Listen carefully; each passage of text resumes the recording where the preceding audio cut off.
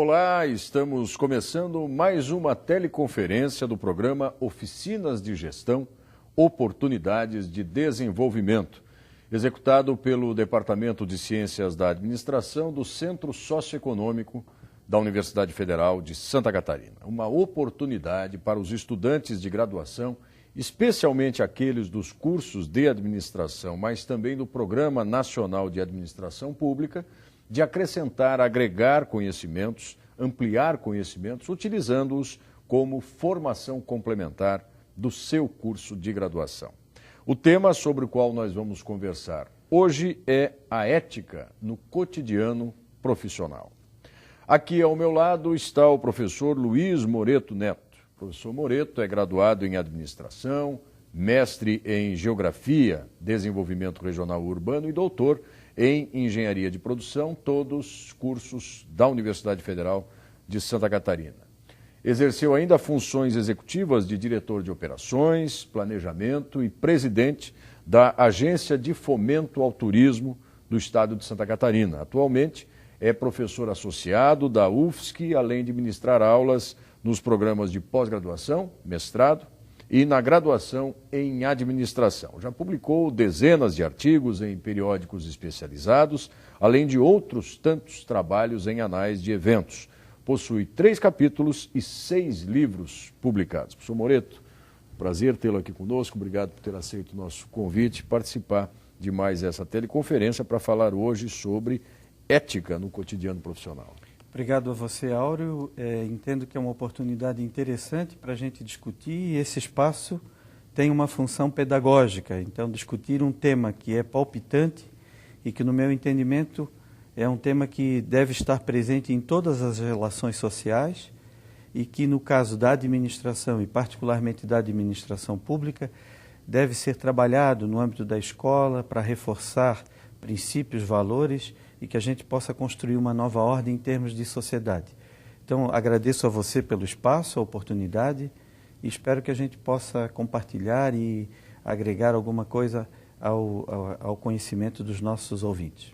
Muito obrigado, professor Moreto. E será que as pessoas têm a noção exata do que seja ética? Como se pode definir, como se pode conceituar? É isso que a gente vai acompanhar agora numa reportagem que ilustra essa nossa teleconferência e que foi ouvir das pessoas, no dia a dia mesmo, o que cada um pensa sobre a ética. Veja só. A ética é o ramo da filosofia que busca entender de que maneira as pessoas podem viver melhor em sociedade. Muitos pensadores já tentaram entender e explicar a ética, como Sócrates, que dizia bastar saber o que é bondade para ser bom. Aristóteles, que acreditava que o único objetivo da ética era a felicidade, ou o mais radical Platão, que pensava em uma verdadeira ética somente se houvesse uma grande reforma social, política e econômica que tornasse a vida mais simples. Todas essas reflexões nos levam a pensar que ter um pensamento ético é estar constantemente avaliando se as ações praticadas estão certas ou erradas e agir sempre de forma a não prejudicar os outros. Acho que ética é tu te conscientizares das coisas que acontecem à tua volta e tentar agir segundo os teus próprios princípios. É como se fosse um valor que você tem e que ele é meio que baseado na moral, assim, no que você acha que é certo, e isso define a forma como você vai se comportar, como você vai agir. Envolve o bom senso de cada um, de cada pessoa, o que cada um acha que deva fazer, que é bom para si ou que é bom para outra pessoa, que não vai prejudicar outra pessoa, que não vai se prejudicar também. Ser ético no ambiente de trabalho é fator determinante entre o sucesso e o fracasso profissional. Um deslize ético pode significar um caminho sem volta na carreira de um profissional ou na imagem de uma instituição. A importância de ter um ambiente empresarial ético é tão grande que as empresas estão desenvolvendo códigos de ética. Esses códigos refletem a visão da empresa sobre como agir de forma ética para atingir os objetivos no mercado. A adesão costuma ser voluntária, mas é fundamental para a integração das equipes e estimula o comprometimento dos funcionários. Muito bem, e eu começo a perguntar aqui, aproveitar o conhecimento todo do nosso convidado, professor Moreto, a partir exatamente do que a gente viu no final ali. É possível codificar a ética? É possível estabelecer um conjunto de conceitos que sejam compartilhados entre a sociedade, ou a ética é algo que está mais no campo abstrato, no campo daquele conceito que cada um tem, sem que seja possível reuni-lo, sistematizá-lo, professor? Eu diria, professor Áureo, que existe a dimensão individual, ou seja, o conjunto de princípios e valores que você traz da sua formação familiar, da sua experiência no seu ambiente social, e existe o conjunto de princípios e valores que são partilhados em sociedade. Quando a gente está tratando da dimensão ética no contexto social, significa que eu preciso essencialmente educar a minha vontade. Eu não posso fazer tudo aquilo que eu penso ou que eu gostaria de fazer, eu não posso dizer tudo aquilo que eu gostaria de dizer para o outro a qualquer momento. Por quê? Eu preciso educar a minha vontade. E eu gosto muito de uma definição, de uma caracterização da ética que coloca o seguinte: ser ético é gerenciar no seu comportamento o dilema que existe entre o bem e o mal, o vício e a virtude. Ninguém é ético o tempo inteiro e ninguém pode ser não ético o tempo todo. O problema reside na educação da vontade. Agora, quando eu estou num agrupamento social, por exemplo, eu moro em um condomínio, eu moro em uma cidade, eu vou à escola levar os meus netos na escola, eu preciso educar a minha vontade porque, teoricamente, eu gostaria de parar na porta da escola para que as crianças saltassem, subissem para a sala de aula. Só que ao fazer essa escolha, eu estaria prejudicando todas aquelas pessoas que também têm os seus filhos, que também têm um horário de trabalho para cumprir. Então, a educação da vontade passa por esse equilíbrio. O que é que eu não posso, o que é que eu não devo fazer no coletivo? E o que é que, mesmo quando eu faço no privado, eu estou causando um prejuízo ao coletivo. Ou seja, nós somos seres sociais e precisamos o tempo todo ser vigilantes naquilo que nós estamos fazendo. Por isso eu sempre digo, ninguém consegue ser ético o tempo inteiro. Você muitas vezes relaxa, você esquece algumas questões, você se distrai. Mas quando você vive num ambiente em que há um conjunto de princípios e valores norteadores, que sejam consensuais ou que sejam partilhados pelos atores sociais, as oportunidades que nós temos de sermos éticos, inclusive em termos organizacionais, elas se tornam muito maiores. Por isso que, quando você percebe as organizações contemporâneas, as grandes corporações hoje, quando fazem um processo de seleção de capital humano, muitas vezes elas observam essas questões do comportamento. As grandes corporações hoje se dão ao trabalho de analisar, por exemplo, quais são os grupos de relacionamento que as pessoas têm no ambiente virtual. Por que isso? Alguém poderia dizer assim, isso seria se intrometer na vida do outro. Só que é o seguinte, o ser humano ele é uma só pessoa. O que eu sou na escola é aquilo que eu sou na minha família, aquilo que eu sou no trânsito, aquilo que eu sou no condomínio, é aquilo que eu sou quando vou ao no campo de futebol torcer pelo meu time. Eu não sou pessoas com características diferentes. Existem pessoas que dissimulam, que buscam mascarar, ou como outro dia eu conversava com um colega, passar um verniz no comportamento. Acontece que à medida que você vai convivendo com o outro, esse verniz como que vai se derretendo, ele vai caindo. Então, a ética, ela permeia essa questão do comportamento em sociedade e ela exige de todos e de cada um uma ação vigilante o tempo inteiro. Um outro exemplo que a gente observou também na reportagem que ilustra a abertura dessa teleconferência são as definições, os conceitos, as proposições e formulações sobre ética que os autores clássicos faziam. É possível a gente dizer que mesmo estes valores, princípios e conceitos evoluíram com a evolução da sociedade? A mesma ética de Platão, a mesma ética socrática, não é uma ética que poderia ser exercida hoje ou pelo contrário? Existem estudiosos que dizem que a ética está muito relacionada à questão da cultura e, de fato, você, à medida que você caminha pelo mundo, você percebe que alguns princípios e valores que são cultivados em determinados agrupamentos sociais causam certo impacto para você que vem de um outro meio. Por exemplo, que tipo de relação que um cidadão, por exemplo, de origem muçulmana tem com relação ao tratamento com a sua companheira. É uma questão muito, muito relacionada aos princípios e valores da cultura muçulmana.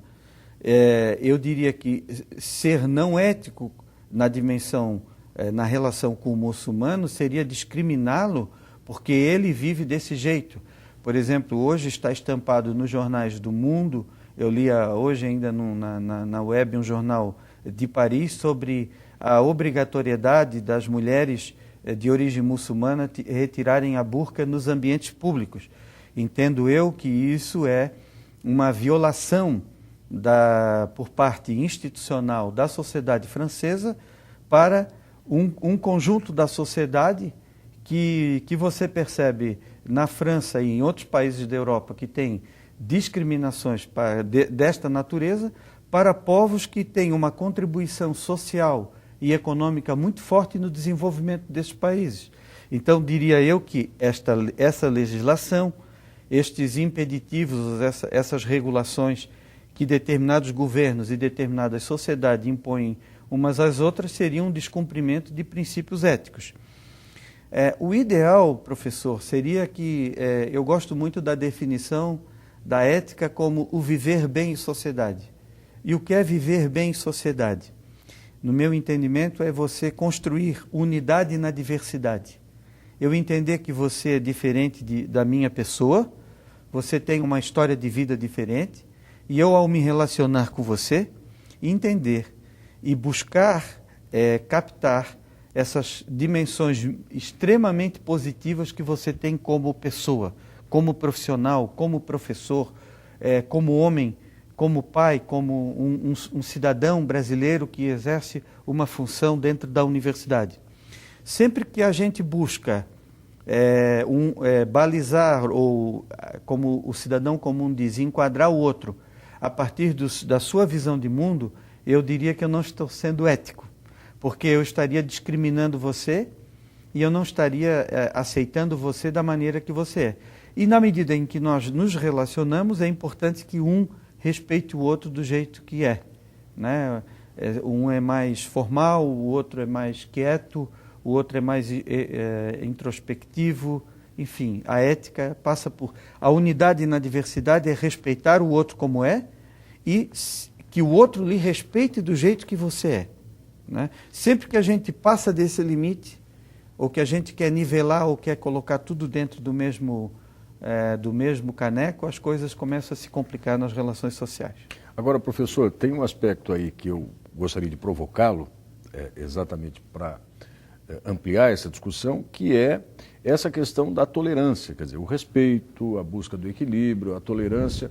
Agora, como é que isso funcionaria se a gente transferir essa discussão para um ambiente mesmo de trabalho? O senhor falava agora há pouco a questão de como é que as pessoas se comportam quando acessam a internet, na sua casa, enfim, que tipo de buscas elas fazem.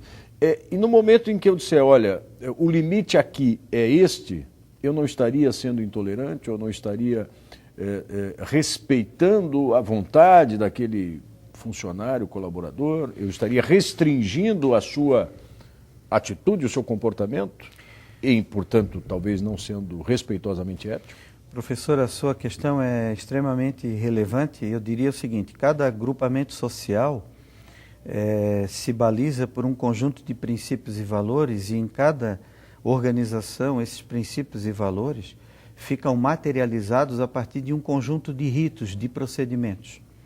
Eu sempre digo para os nossos alunos na sala de aula o seguinte: quando eu vou trabalhar em uma organização, eu recebo na sala de aula, a cada semestre, dezenas e dezenas de alunos que vão se matricular na disciplina e eu não os escolhi, portanto eu preciso me ajustar a eles.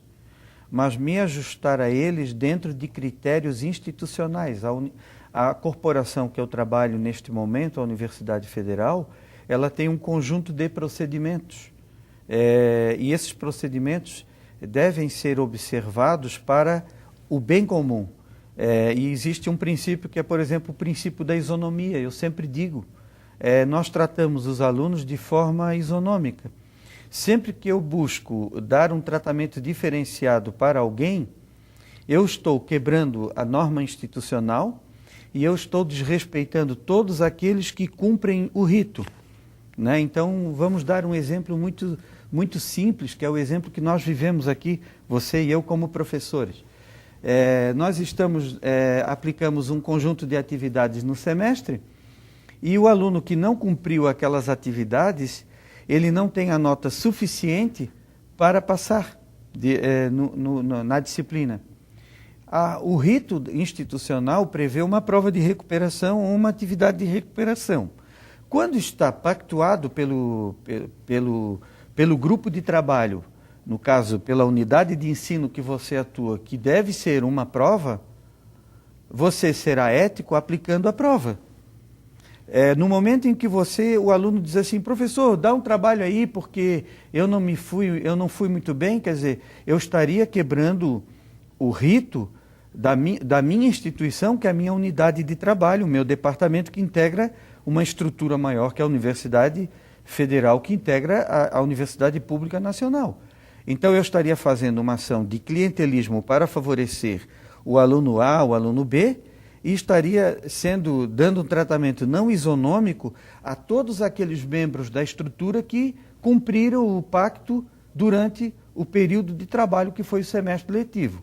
Então, entendo eu que a gente tem, à medida que a gente vai trabalhando nas organizações, nós vamos sempre encontrando algum tipo de conflito. Eu tive a oportunidade de trabalhar em organizações públicas aqui, ter interação com organizações internacionais, trabalhar com equipes multidisciplinares de outros países na União Europeia, na América do Sul, América Central, e a gente percebe que uma das questões muito difíceis de trabalhar é a questão da interculturalidade, porque cada um traz um conjunto de princípios e valores. Agora, só quando você integra essas pessoas em um time, entendo que o time tem que se moldar à cultura organizacional. Nem todos conseguem se moldar. E aí é um processo natural, há uma seleção natural. A lei de Darwin também funciona no ambiente institucional. O sujeito se integra ou o sujeito é colocado mais para o lado. Aí é um ponto de vista pessoal. Ok, nós estamos aqui conversando com o professor Luiz Moreto Neto, do Departamento de Ciências da Administração, dentro do programa Oficinas de Gestão, Oportunidade de Desenvolvimento, e a teleconferência de hoje tem o tema Ética no Cotidiano Profissional. Agora, professor, a sociedade contemporânea, ela tem debatido muito, sobretudo do ponto de vista da formação de jovens, adolescentes, voltados ao seu futuro profissional, de que é preciso ser competitivo, de que é preciso superar os desafios, que é preciso se diferenciar como agente protagonista do mercado, ou seja, em que esfera for. E isso, às vezes, esbarra com uma certa medida, digamos assim, do que é ser ético ou do que não é ser ético. Como é que a gente lida com pequenos futuros cidadãos para não oferecer para eles necessariamente um futuro que seja equilibrado, tolerante, sem transformá-lo em alguém que não seja competitivo ou não responda a esse mercado do modo como o mercado tem exigido? Professor, eu vou usar a sua pergunta, que eu considero brilhante, para tentar respondê-la de duas formas. Eu gosto muito de um texto de uma sentença de um juiz da Suprema Corte dos Estados Unidos, chamado Louis Brandeis, que deu uma sentença sobre um conflito de uma empresa multinacional do petróleo com uma comunidade no oeste dos Estados Unidos, no final do século XIX, onde ele diz o seguinte na sua sentença: ser competitivo não é sinônimo de ser predador. Você pode ser competitivo sem ser predador, né?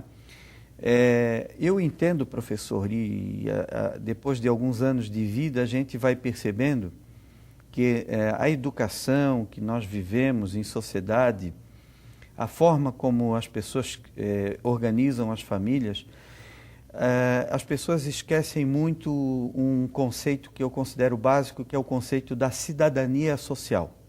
O que é ser cidadão? Ser cidadão é estar comprometido com o bem comum. No tempo que nós vivemos, as pessoas sabem bem a condição de cliente, as pessoas sabem muito os seus direitos. Claro que a cidadania implica em ter direitos, mas basicamente, além de ter direitos, a cidadania implica em também ter obrigações. E eu gostaria de complementar ainda sobre o seu questionamento, destacando um ponto que eu considero fundamental, que é a questão do exemplo, ou usando uma expressão cristã, que é o testemunho.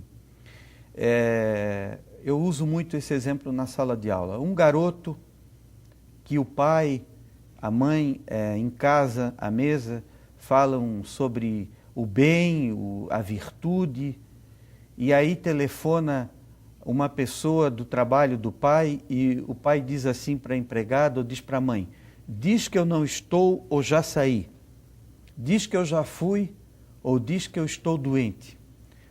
Mais do que as palavras que o pai possa passar a vida inteira dizendo, o exemplo que ele deu para o filho vai gravar. Então, se o exemplo, e isso também na sala de aula a gente percebe muito, se o exemplo não é positivo, e eu digo isso na escola, aqui para os nossos alunos, qual é a função da escola? A escola é um espaço para educar, né? Quando a escola não cultiva o princípio básico relacionado à sua missão, você forma uma geração de predadores, em nome da competitividade.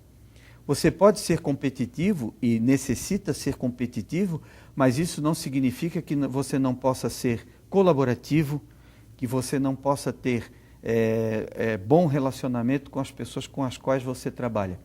Outra questão que eu gosto muito de destacar é o seguinte: quanto tempo nós passamos da nossa vida num ambiente funcional?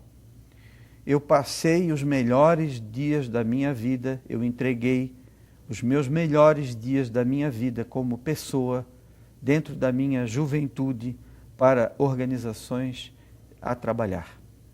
E eu partilhei os melhores momentos da minha vida de vitalidade, de capacidade de criação, de transformação em ambientes funcionais. Na verdade, o que isso implica? Implica que eu preciso aprender a conviver com as pessoas, estabelecer boas relações, aprender a conviver com os diferentes. E aqui na universidade nós temos um laboratório fantástico, né? Nós que somos professores, a cada dia, às vezes a universidade determina: professor, vai fazer uma palestra em tal lugar, vai lá numa reunião.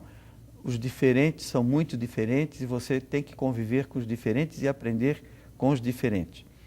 E eu ainda digo assim, que na universidade nós ainda temos uma benesse: nós somos pagos para aprender. Somos pagos para aprender. Agora, o desafio, professor, é viver com os diferentes.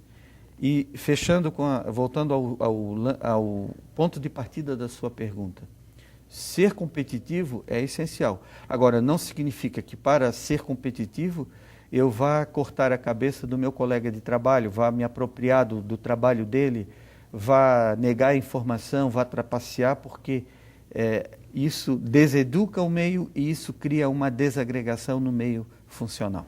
E agora, só para fazer, obviamente, o contraponto e não parecer apocalíptico em dizer que o mercado só está pensando nas pessoas competitivas, também há princípios de aproveitamento das pessoas voltados para aqueles que tenham experiências no seu currículo de voluntariado, claro, de atuação ética, evidentemente. Claro, tem que buscar esse equilíbrio, não é isso, professor? Quer dizer, sobretudo para os nossos alunos, para vocês que estão aí nos assistindo, estão nos acompanhando e que estão se formando para atuar profissionalmente, também esses valores e princípios, essas virtudes fazem a diferença hoje quando você vai se apresentar para um emprego, para um trabalho. Fazem a diferença e eu entendo assim que esse processo da cultura do voluntariado, ela também tem muita relação com o meio social. Eu tive a oportunidade de passar um tempo vivendo em Portugal recentemente e me chamou a atenção duas experiências assim, as quais eu fui buscar alguns subsídios. Uma é a questão do voluntariado dos bombeiros. Então, por exemplo, no distrito de Lisboa, onde eu vivia, 70% da força de bombeiros é integrada por profissionais de outras áreas. É o professor universitário que a cada 3 dias ele dá 24 horas do tempo dele para ser voluntário. Então eu perguntava, o motorista de táxi, o médico, o dentista, o executivo de empresa, e são 70% dos agentes dessa força importante da vida social formada por voluntários. Eu conversei também com um grupo de médicos que nasceu daquele programa internacional dos Médicos Sem Fronteiras. Eu conversei com o presidente da associação dos voluntários e ele colocava assim a questão de por que esse trabalho voluntário? Porque à medida que você disponibiliza uma parte do seu tempo, você passa a entender as mazelas que estão presentes no tecido social e você também compreende que se você não se comprometer na solução dos problemas sociais que fazem parte da vida das comunidades, independente de país rico, país pobre, de país do Oriente, país do Ocidente, aonde existe gente, existem mazelas, existem problemas. Se você não colaborar para mitigar ou buscar uma solução para esses problemas como ondas vão chegar e vão bater nas suas portas, né? Para dar um exemplo claro de Brasil, do nosso país, do nosso estado, das nossas cidades, eu digo sempre o seguinte: você verifica que a sociedade acha que se protege dos problemas elevando os muros, né? Então, quanto mais alto o muro, quem está preso é aquele que acha que está mais protegido. Isso, no meu entendimento, expressa uma anomalia, um conceito de uma sociedade que tem valores, parece que precisam ser repensados. Agora, professor, vamos direcionar a nossa conversa para um setor em particular que parece tratar a ética de uma maneira absolutamente desrespeitosa, que é a esfera política, não a esfera necessariamente da gestão pública, da administração pública, mas da atividade política, do exercício político. A ética está absolutamente fragilizada desde esse ponto de vista, professor. Eu diria, professor Áureo, que assim, como é que a sociedade adquire formas? Através dos grupos de representação. No momento em que você tem crises institucionais ou crises sociais, as pessoas meio que querem fugir dos problemas. E aí, quando as pessoas fogem dos problemas, algumas pessoas tomam conta da condução do tecido social. Esse é um aspecto. Eu diria também, professor, que existem muitas questões de ordem política que são complicadas, não complexas, são de fato complicadas, como o senhor aponta, com propriedade.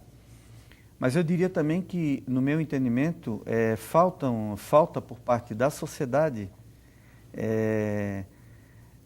a divulgação das boas práticas. Hoje eu lia num jornal sobre um camareiro em Bangladesh. Não sei se o senhor viu a notícia que está nos jornais do mundo hoje.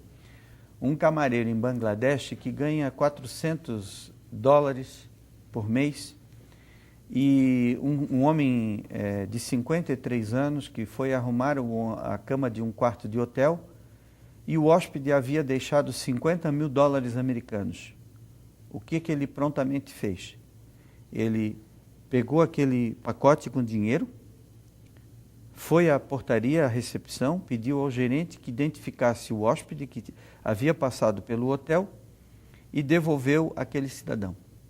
Ora, essa é uma notícia, vamos dizer, episódica, mas eu diria que o mundo tem muitas notícias boas que a sociedade não tem acesso.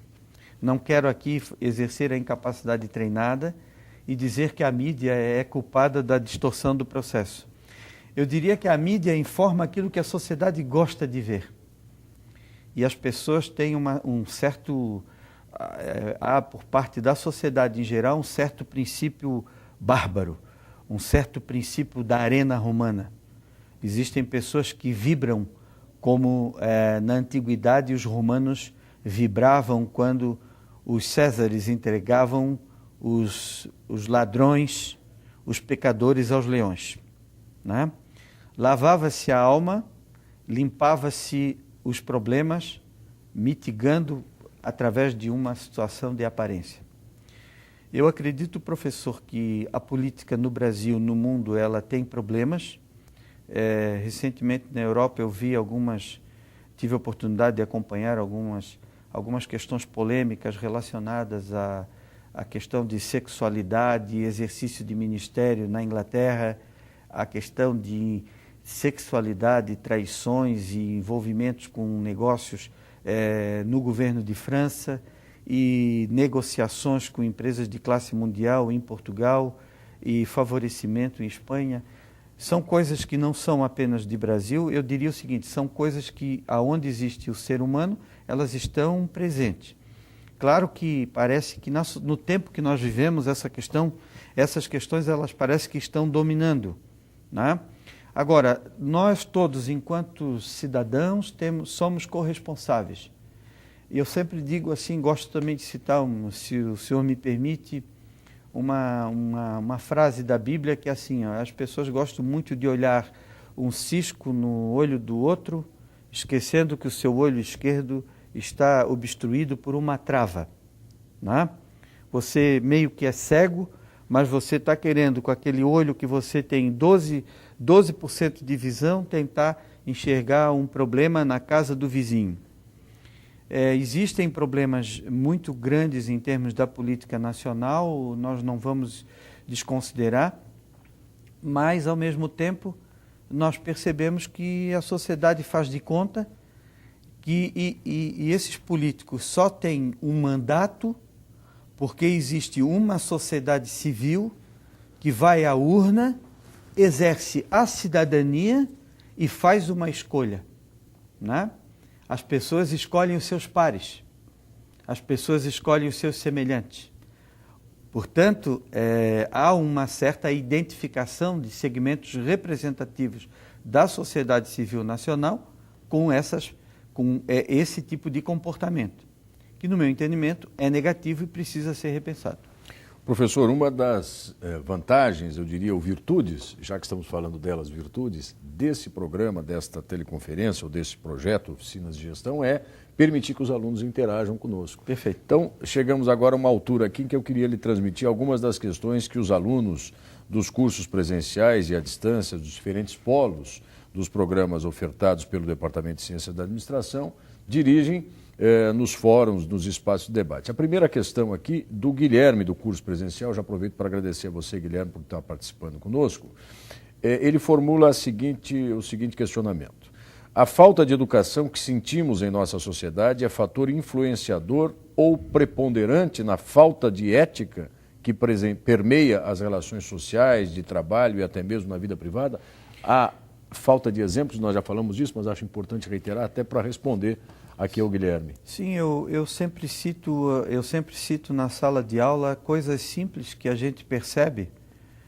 Eu sou professor desta casa há 25 anos, em tempo integral estou há 10 anos, mas durante 15 anos fui professor em tempo parcial, enquanto exercia funções executivas, e já passei aqui por milhares de alunos. Antes de estar nessa casa, fui durante 7 anos professor em escola técnica, 7 anos e 8 meses. O que eu percebo? O aluno, por exemplo, chega na sala de aula com o seu celular ligado e ele entende que ele deve permanecer com o celular ligado.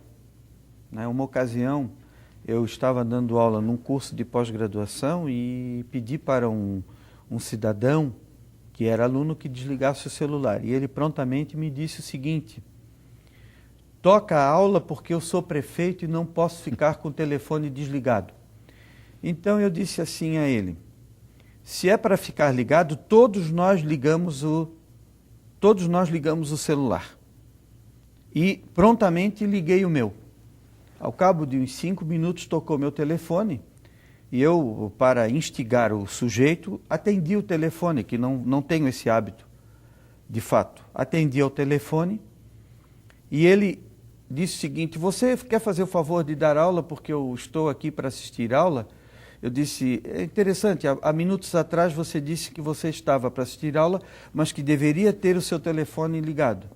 Portanto, para vivermos bem, todos nós desligamos. Vamos ser cordatos e educados com o outro. Então, Guilherme, a questão da educação, ela passa por uma pactuação, né? E ela significa que as pessoas precisam comungar, elas precisam ter os mesmos princípios e valores. Eu diria para você, Guilherme, que como professor, eu hoje me sinto, muitas vezes quando estou na sala de aula, sinto que os alunos não têm o mínimo de respeito pelo professor e, mais do que isso, não têm o mínimo de respeito pela instituição que os abriga, né? Diferente, por exemplo, eu fiz a Universidade Federal como aluno de graduação em uma época em que havia uma cultura recíproca de respeito muito forte. E muitos dos professores que foram meus professores são meus amigos há mais de 30 anos.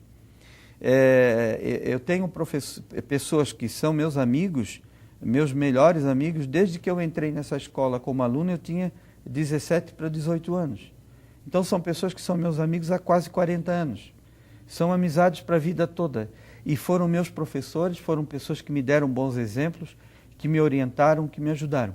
Então, entendo que a pactuação, ela precisa ser compartilhada.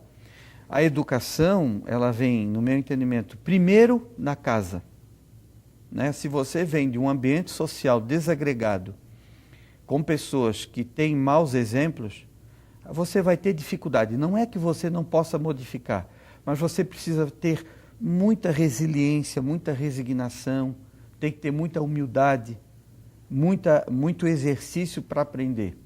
E isso é uma questão da educação da sua própria vontade. E depois a escola ajuda, mas a escola, na verdade, só dá o polimento. Ela dá o polimento. Professor Moreto, outra pergunta agora da Carla. No contexto da administração pública, o servidor público tem alguns princípios que são norteadores das suas ações. O professor Moreto já falou disso, obviamente, aqui agora há pouco.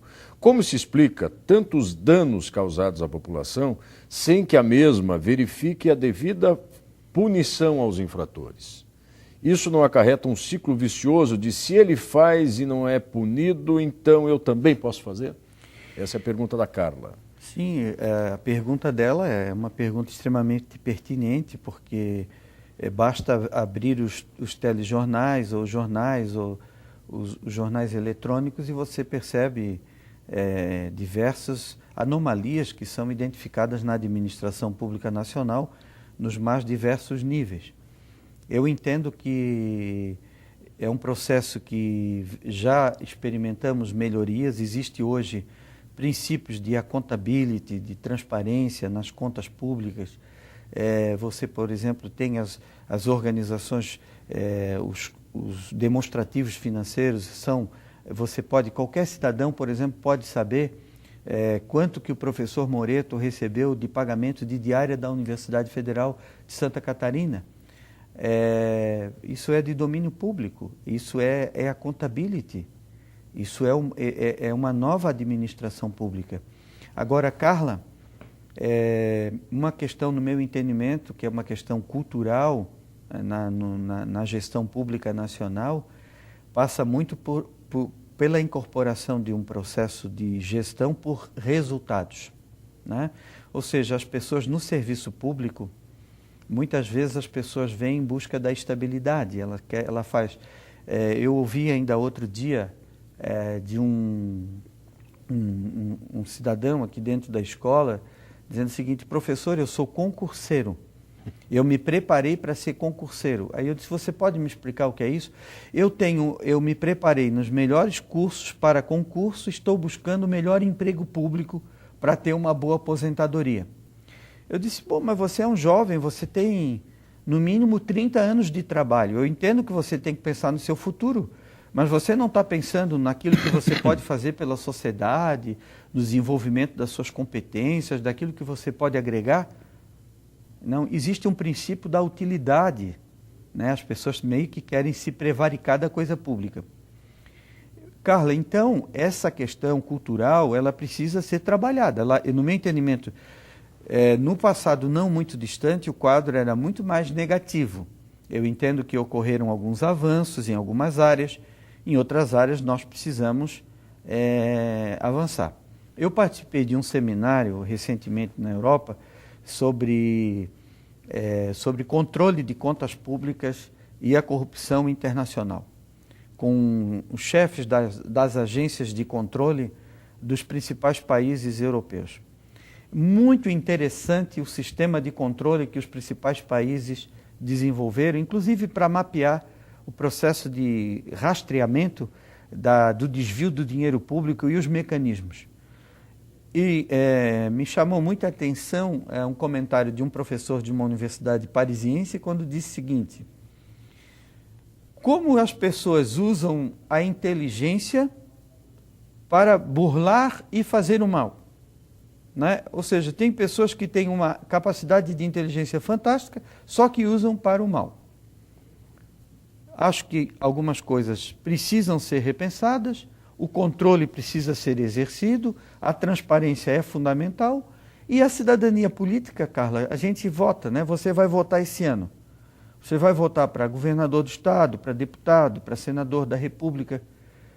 Você tem a oportunidade para presidente da República de fazer as suas escolhas. Tem muitos candidatos que têm o mesmo discurso, é o velho com a roupa nova.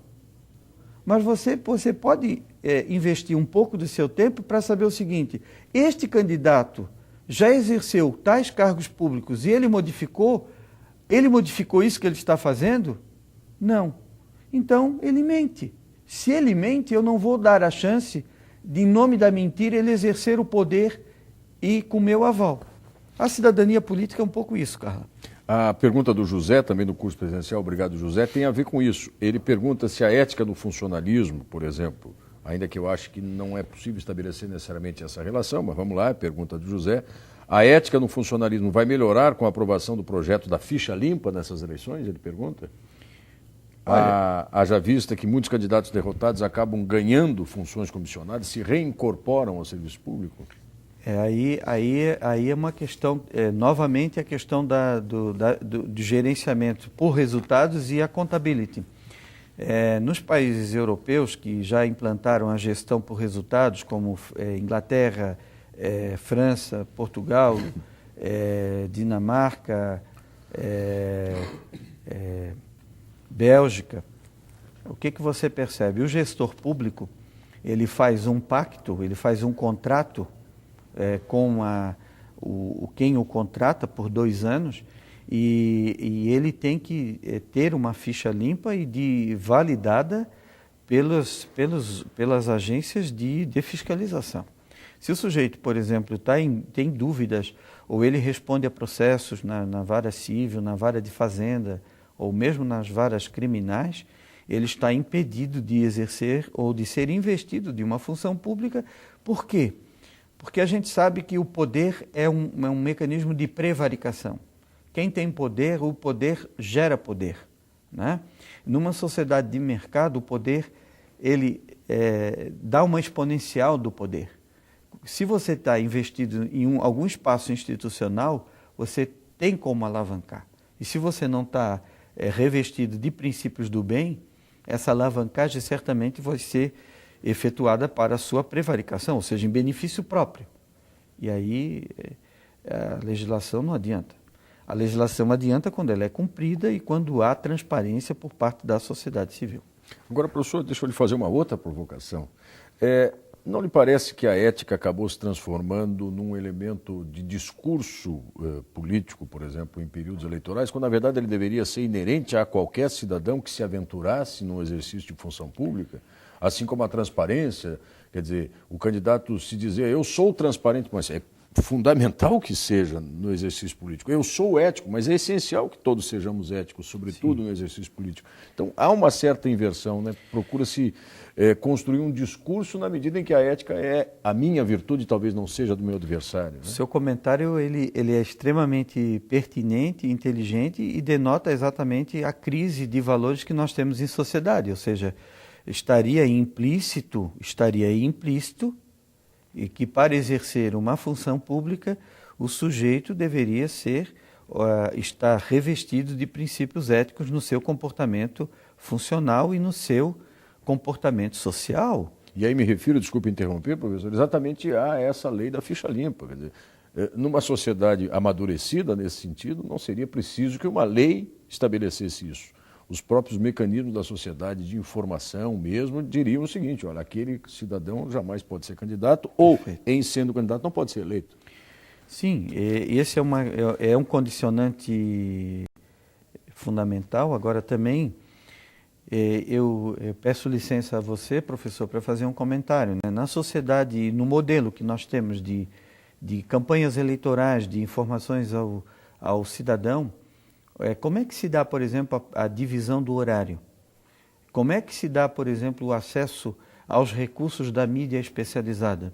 Então, a gente sabe, e o senhor mais do que eu posso pegar um sujeito feio como eu e com um pouco de bastidor, com maquiagem, o senhor pode transformar a minha estética e o senhor pode também, eu me sento com o senhor me dá 20, 30 aulas, educa a minha linguagem, e eu aprendo com o senhor o que eu posso, o que eu não posso dizer em público.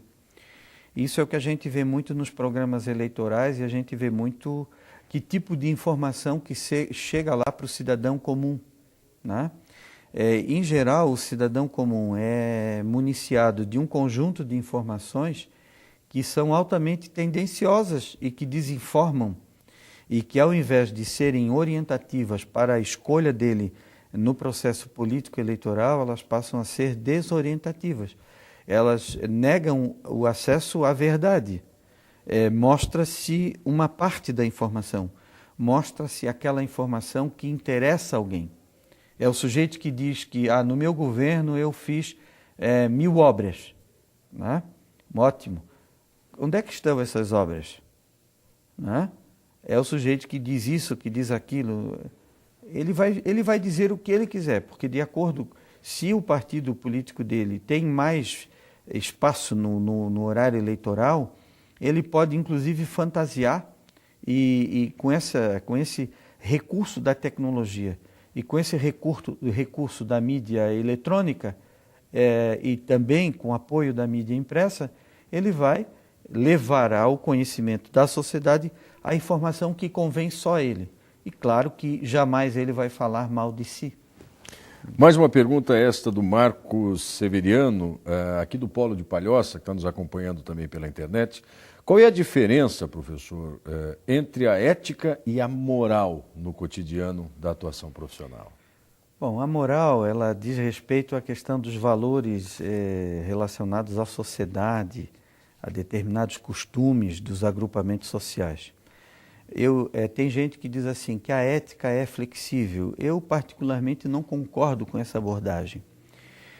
Você pode ser ético no Japão, você adotando determinados princípios no Japão, nos Estados Unidos, em Istambul, em Machu Picchu ou numa comunidade do interior da Amazônia. Você observe que eu citei só sociedades que têm idiosincrasias. Vou citar um exemplo que eu considero não ético.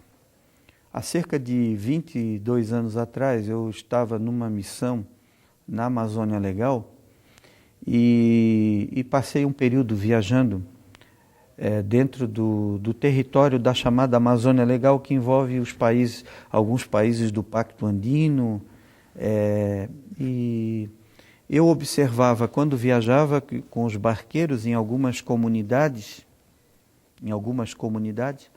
eu observava garotas muito meninas, muito jovens, com crianças no colo. E à medida que eu fui me familiarizando com o meu condutor, que era um taxista barqueiro que trabalhou comigo quase 4 meses, e eu perguntava para ele o que era aquilo. A primeira resposta que ele me deu foi uma resposta meio lacônica, dizendo, professor, isso é filho do boto. E eu pensei muito, levei assim alguns dias para voltar a perguntar para ele, porque nos rios você tem lá o boto rosa. E eu perguntei a ele assim, ô Marcos, você está brincando comigo? Que história é essa do filho do boto? Ah, professor, eu estava esperando o senhor fazer a pergunta. Existe em algumas comunidades amazônicas uma questão cultural com validação moral. Olha o que ele me fala. Eu acho que você já está entendendo o que eu quero dizer. Que a menina tem a iniciação sexual pelo pai. E não raro, cada menina acaba tendo um filho que é irmão. E quando ela casa, ela leva um irmão que é filho do pai dela com ela. E as pessoas acabam dizendo que isso é filho do boto. Eu diria o seguinte, é uma questão cultural, mas no meu entendimento, pelos meus valores, é uma questão imoral. E no meu entendimento como cidadão humano, o incesto é uma questão amoral em qualquer parte do mundo.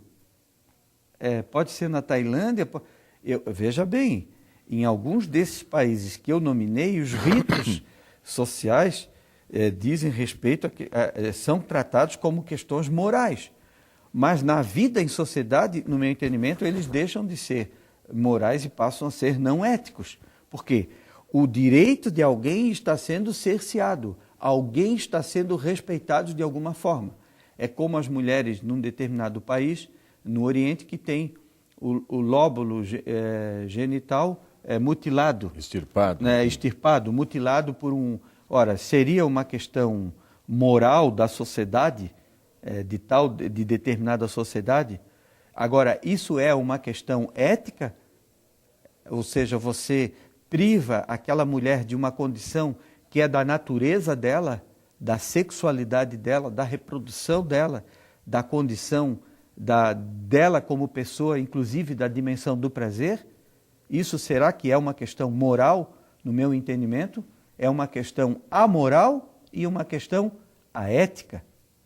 Eu, como um cidadão ocidental, isso me choca, isso me causa desconforto, isso me causa inquietude.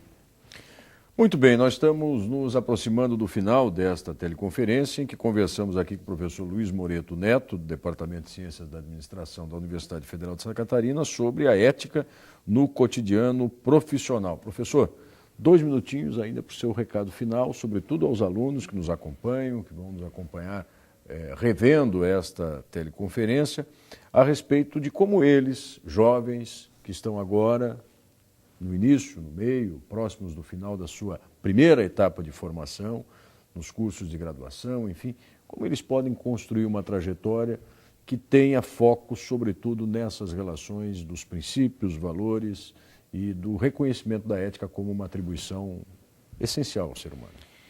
Professor, eu gosto muito dos exemplos mais simples do cotidiano. Então, outro dia, essa semana que passou, ao avaliar um trabalho de um aluno, lendo um trabalho que eu recebi de um aluno concluinte do curso de graduação, constatei que a produção científica que tinha sido me repassada tinha uma densidade acadêmica que não era compatível com o discurso do aluno.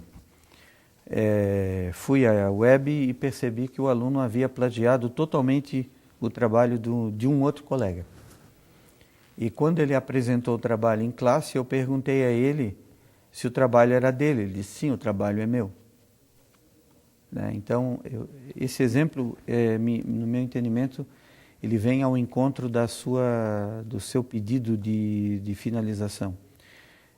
O espaço da escola é um espaço que permite você vivenciar um laboratório daqueles desafios que o cotidiano da vida profissional e da vida pessoal nos impõe em uma caminhada. Alguns vivem um pouco mais, outros um pouco menos, mas todos nós temos dilemas e temos dilemas éticos diariamente.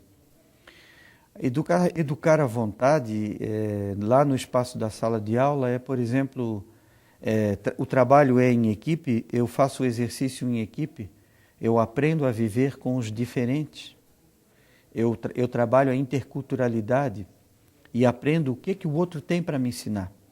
Né? Por mais que você saiba, você sempre tem que aprender. Respeitar o outro, conviver com o outro, esse é um exercício que a escola permite. Respeitar o trabalho do outro. Outra questão que eu considero relevante na sociedade é você respeitar as estruturas estabelecidas. Tem gente que gosta do sistema anárquico, mas quando você estuda a anarquia, dentro da anarquia se constrói uma nova ordem que é a desordem. A desordem, ela tem uma nova ordem. E dentro da desordem existem atores que comandam e atores que são subordinados. Então vocês que fazem a escola de administração, que vão passar a vida conduzindo pessoas, acredito que tem que exercitar isso. E acredito também que um grande desafio é educar à vontade e policiar o seu comportamento o tempo inteiro. Porque as pessoas passam o tempo todo observando a você e sempre que você comete algum deslize, as pessoas rapidamente vêm dizer: olha, aquele sujeito deu aula de ética e me fez isso. Aquele sujeito deu da aula de ética e me reprovou.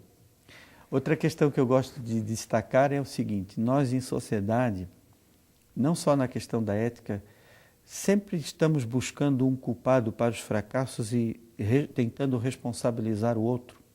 Na administração nós chamamos esta dimensão da incapacidade treinada. Eu treino a minha incapacidade e sempre justifico o meu fracasso à responsabilidade do outro. Eu não fiz isso por causa do que o outro não deixou. A ética é educa a tua vontade, faz a tua parte, respeita o outro, trabalha no objetivo da organização e a sociedade vai mudando aos poucos. Acho que essa é uma questão, é o grande desafio para todos nós. Professor Luiz Moreto Neto, muito obrigado pela sua presença, pela participação e por essa verdadeira aula de ética, de respeito, tolerância e de exercício do equilíbrio e da igualdade. Professor, eu que agradeço e quero destacar a importância desse seu trabalho, desse programa, da dimensão pedagógica e, como eu lhe dizia na abertura, ao assistir os programas anteriores, me chamou a atenção como você consegue fazer um trabalho de um profissional do jornalismo com uma dimensão pedagógica, cumpre um duplo papel. Parabéns a você e a sua equipe de trabalho. Obrigado, professor. Obrigado a você que nos acompanhou e, sobretudo, a vocês que interagiram, mandando as suas perguntas e comentários. Você já sabe, as informações completas sobre o programa Oficinas de Gestão, Oportunidades de Desenvolvimento e a programação das próximas palestras e também aquelas anteriores, para você ter acesso, você encontra no endereço www.oficinascad.ufsc.br. Até a próxima.